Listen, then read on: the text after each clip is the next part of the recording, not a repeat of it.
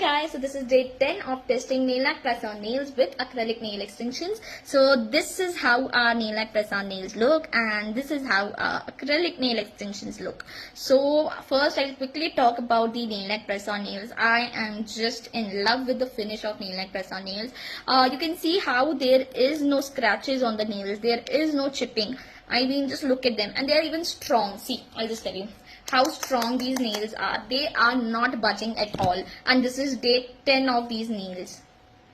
All of them are very strong. Now on the other hand, if we talk about our acrylic nail extensions, so they are also doing good, but I can see some chipping over here. See, I'll show it to you guys. Can you see the tip over here?